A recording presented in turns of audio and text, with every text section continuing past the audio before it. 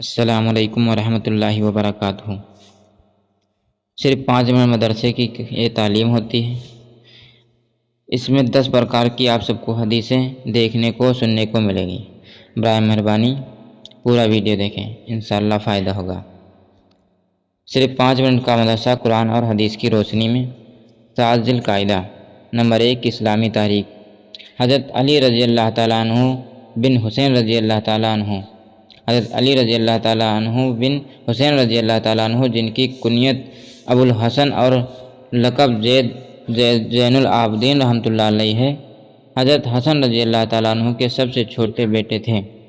حضرت زین العابدین رحمۃ اللہ علیہ نہ صرف ایک تابعی تھے بلکہ خاندان نبوت کے چشم و چراغ بھی تھے۔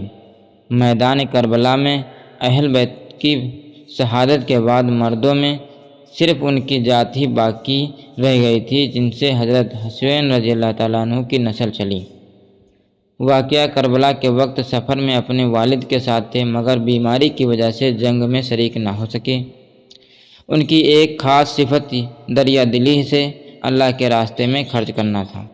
مدینہ کے تقریباً 100 گھرانے ان کی صدقات سے پرورش پاتے تھے اور کسی کو خبر تک نہ ہونے پائی تھی۔ وہ خود راتوں کو جاگ کر لوگوں کے گھروں پر صدقہ پہنچاتے تھے۔ ان کی وفات کے بعد معلوم ہوا کہ ان گھرانوں کی کفالت انہی کے ذریعے ہوا کرتی تھی۔ 94 ہجری میں مدینہ میں وفات ہوئی اور جنت البقیع میں حضرت حسن رضی اللہ تعالیٰ عنہ کے بازو میں دفن کیے گئے۔ نمبر 2 اللہ تعالیٰ کی قدرت۔ پھلوں میں رنگ، مزہ اور خوشبو۔ زمین پہ بے شمار قسم کے پھل پائے جاتے ہیں، جس میں سے ہر ایک کی اپنی ایک خوشبو، اپنا ایک رنگ اور مزہ۔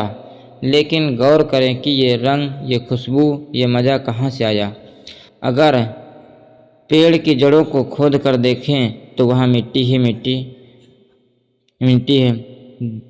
ڈالوں کو کاٹ کر دیکھیں تو وہاں نہ تو رنگ ہے، نہ خوشبو اور نہ یہ مزہ ہے۔ پیڑ کو جو پانی دیا گیا اس میں بھی یہ چیز نہیں، تو یہ آخر یہ چیز کہاں سے آئی ہے؟ یقیناً یہ اللہ تعالیٰ کے خزانے سے آتی ہے۔ نمبر 3 ایک فرض کے بارے میں۔ حج کے مہینے میں احرام باندھنا۔ حضرت عبداللہ بن عباس رضی اللہ تعالیٰ عنہ فرماتے ہیں کہ سنت یہ ہے کہ حج کا احرام حج کے مہینوں میں ہی باندھا جائے، مطلب شوال، ذی القعدہ اور ذی الحجہ کے پہلے 10 دنوں کو اشہر الحج یعنی حج کے مہینے کہا جاتا ہے۔ انہی مہینوں کے اندر حج کا احرام باندھنا ضروری ہے۔ نمبر 4 ایک سنت کے بارے میں۔ زمزم کھڑے ہو کر پینا۔ حضرت ابن عباس رضی اللہ تعالیٰ عنہ بیان کرتے ہیں کہ رسول اللہ صلی اللہ علیہ وسلم نے زمزم کا پانی کھڑے ہو کر پیا۔ نمبر 5 ایک اہم عمل کی فضیلت۔ اللہ کے راستے میں سواری دینا۔ رسول اللہ صلی اللہ علیہ وسلم نے فرمایا، جو شخص اللہ اور اس کے وعدے پر یقین کے ساتھ اس کے راستے میں اپنی سواری دے گا تو اس سواری کا کھانا پینا، لید اور پیشاب کا وزن بھی قیامت کے دن نیکیوں میں شمار ہوگا۔ مطلب اس حدیث کے اندر ہر طرح کی گاڑیاں بھی داخل ہیں۔ نمبر 6 ایک گناہ کے بارے میں۔ رشوت کی لین دین کرنا۔ حضرت عبداللہ بن عمر رضی اللہ تعالیٰ عنہ فرماتے ہیں کہ رسول اللہ صلی اللہ علیہ وسلم نے رشوت دینے والے اور رشوت لینے والے پر لعنت فرمائی۔ نمبر 7 دنیا کے بارے میں۔ دنیا مومن کے لیے قید خانہ۔ رسول اللہ صلی اللہ علیہ وسلم نے فرمایا، دنیا مومن کے لیے قید خانہ ہے اور کافر کے لیے جنت ہے۔ مطلب ابو ہریرہ خلاصہ شریعت کے احکام پر عمل کرنا، نفسانی خواہشات کو چھوڑنا، اللہ اور اس کے رسولوں کے حکموں پر چلنا نفس کے لیے قید ہے، اور کافر اپنے نفس کی ہر خواہش کو پوری کرنے میں آزاد ہے، اس لیے گویا دنیا ہی اس کے لیے جنت کا درجہ رکھتی ہے۔ آخرت کے بارے میں۔ گنہگاروں کے لیے جہنم کی آگ ہے۔ قرآن میں اللہ تعالیٰ فرماتا ہے، اللہ کا عذاب اس دن ہوگا جس دن آسمان تھر تھر کانپنے لگے گا اور پہاڑ اپنی جگہ سے چل پڑے گے۔ اس دن جھٹلانے والوں کے لیے بڑی خرابی ہوگی۔ جو بے حد بیہودہ مشغلے میں لگے رہتے ہیں۔ اس دن ان کو جہنم کی آگ کی طرف دھکے مار کر ڈھکیلا جائے گا اور کہا جائے گا یہی وہ آگ ہے جس کو تم جھٹلایا کرتے تھے۔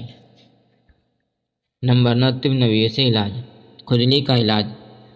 حضرت انس بن مالک رضی اللہ تعالیٰ عنہ فرماتے ہیں کہ رسول اللہ صلی اللہ علیہ وسلم نے حضرت عبد الرحمن بن عوف رضی اللہ تعالیٰ عنہ اور جبیر بن العوام رضی اللہ تعالیٰ عنہ کو کھجلی کی وجہ سے ریشمی کپڑے پہننے کی اجازت محرمت فرمائی تھی۔ مطلب عام حالات میں مردوں کے لیے ریشمی لباس پہننا حرام ہے، مگر ضرورت کی وجہ سے ماہر حکیم یا ڈاکٹر کہے تو گنجائش ہے۔ نمبر 10، قرآن کی نصیحت۔ قرآن میں اللہ تعالیٰ فرماتا ہے زمین پر اکڑ کر مت چلو، کیونکہ تم نہ تو زمین کو پھاڑ سکتے ہو نہ تن کر چلنے سے پہاڑوں کی بلندی تک پہنچ سکتے ہو۔